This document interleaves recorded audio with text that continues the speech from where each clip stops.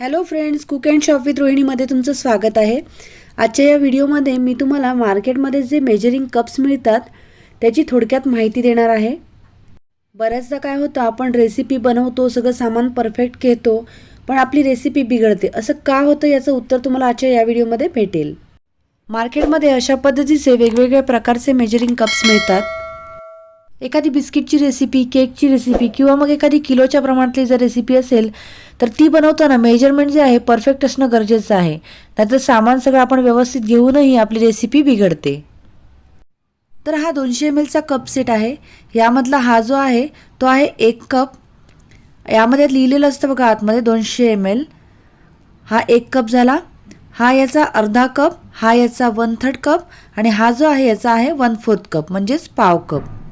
आता हा आहे 250 ml च्या कपचा सेट। यामध्ये तुम्ही पाहू शकता हा आहे त्याचा 1 कप। याच्या आत लिहिलेलं असतं बघा 250 ml। हा याचा अर्धा कप, हा याचा 1/3 कप आणि हा आहे याचा 1/4 कप म्हणजेच पाव कप। एखादी बिस्किटची, केकची किंवा इतर कोणती किलोच्या प्रमाणातली रेसिपी असेल त्यामध्ये 250 ml च्या कपमधला जर 1 कप वापरलेला असेल आणि आपण जर 200 ml च्या कपमधला जर 1 कप वापरला तर आपली रेसिपी बिघडू शकते। त्यानंतर मार्केटमध्ये अजून एक कप सेट मिळतो 240 ml चा कप सेट। यावर ml मध्ये आणि टेबलस्पून मध्ये पण मेजरमेंट लिहिलेलं असतं। हा आहे 240 ml चा कप सेट। यावर 16 टेबलस्पून म्हणजे 16 टेबलस्पून असंही प्रमाण लिहिलेलं असतं टेबलस्पून प्रमाणे। हा आहे 1 कप। त्यानंतर हा आहे 1 कपचा 2/3 कप। त्यानंतर हा जो आहे अर्धा कप, यावर लिहिलं असतं बघा अर्धा कप। आणि त्यानंतर हा आहे पाव कप म्हणजेच 1/4 कप। म्हणून कोणतीही रेसिपी बनवताना तुम्ही अगोदर कन्फर्म करा की त्या रेसिपीमध्ये कोणत्या मेजरिंग कप सेटचा वापर केला आहे। त्यामुळे काय होईल, तुमची रेसिपी बिघडणार नाही। मेजरिंग कप्स प्रमाणे मेजरिंग स्पून सुद्धा महत्त्वाचे आहेत। मार्केटमध्ये वेगवेगळ्या पद्धतीचे मेजरिंग स्पून सुद्धा मिळतात। हा एक स्पूनचा सेट आहे किंवा अशा पद्धतीचे सिंगल स्पून सुद्धा मिळतात।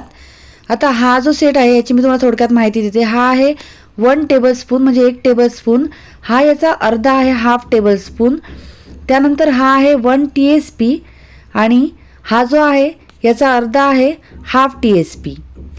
त्यानंतर हा पुढचा जो स्पून आहे तो आहे 1/4 TSP। त्याच्यावर लिहिलेलं असतं 1/4 TSP आणि हा याचा अर्धा आहे 1/8 TSP।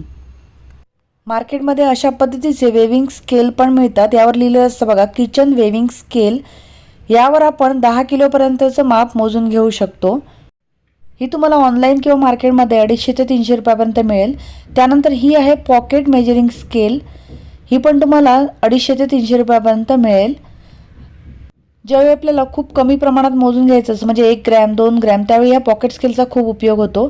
आणि मोठ्या स्केलवर आपण 10 किलोपर्यंत माप मोजून घेऊ शकतो। मोठ्या स्केलवर 1 ग्रॅम 2 ग्रॅम हे माप परफेक्ट येत नाही, त्यामुळे या छोट्या स्केलची गरज पडते। पाव किलोपासून पुढे म्हणजेच 10 किलोपर्यंत जे माप असेल ते आपण या स्केलवर मोजू शकतो।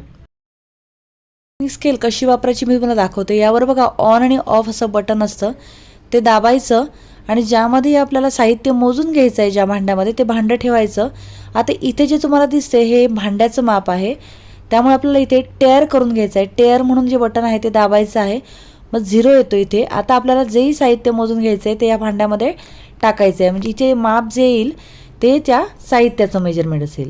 आणि इथे जे मोडचं बटन आहे ते आपल्याला युनिट सेट करण्यासाठी असतं, ग्रॅम वगैरे। आपलं काम झाल्यावर हे ऑफचं बटन दाबून ही मशीन बंद करून ठेवायची। तुम्हाला ही पॉकेट स्केल आहे ती कशी वापरायची दाखवते। ही छोटीशी मोबाईल सारखी असते। याचंही आपल्याला ऑनचं बटन दाबायचं आहे। इथे बघा 0 आला। 0 आल्यावर आपल्याला ज्यामध्ये आपल्याला साहित्य मोजून घ्यायचं आहे ते भांडं ठेवायचं। हे भांड्याचं माप आलंय। आता आपल्याला इथे टेअर करून घ्यायचं आहे। टेअर केल्यावर इथे पुन्हा 0 येतो। 0 आल्यावर जेही आपल्याला मोजून घ्यायचं आहे यामध्ये साखर म्हणा, ओनियन पावडर, मोहरी, काही जे मोजून घ्यायचं असेल ते यामध्ये टाकायचं। म्हणजे मेजरमेंट येईल ते साहित्याचं मेजरमेंट असणार आहे। कारण काही काही रेसिपीजमध्ये खूप कमी ग्रॅमचं मेजरमेंट असतं, 2 ग्रॅम 3 ग्रॅम 5 ग्रॅम। ते मोजण्यासाठी आपल्याला या स्केलचा खूप उपयोग होतो। आता ही स्केल पुन्हा बंद करायची आपलं काम झाल्यावर आणि ठेवून द्यायची। आजच्या या व्हिडिओमध्ये मी सांगितलेली माहिती तुम्हाला कशी वाटली हे मला कमेंट करून नक्की सांगा. अजून जर तुम्ही माझ्या चॅनलला सबस्क्राईब केलेलं नसेल तर लगेच सबस्क्राईब करा. तुमच्या फ्रेंड्स फॅमिलीसोबत शेअर करायला विसरू नका. भेटूयात पुढच्या व्हिडिओमध्ये. तोपर्यंत धन्यवाद.